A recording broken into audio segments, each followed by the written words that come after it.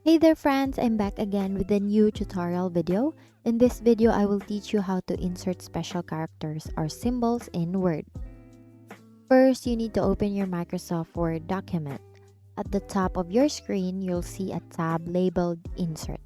Click on it to access the special character options.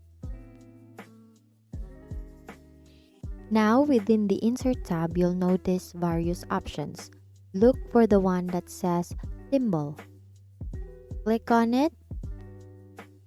If you have specific preferences, you can customize your special characters further.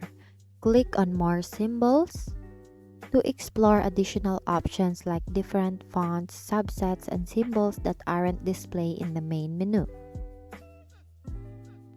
So we will choose a special character right now. So locate here what symbol or special character you want to use. For example, this one. And all you have to do is to click Insert.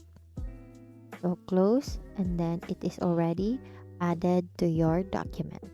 And that's it. You now know how to insert special characters or symbols in Word to enhance your documents. Thank you for learning with me today. Once again, thank you for watching how to insert special characters or symbols in Word. See you on my next video.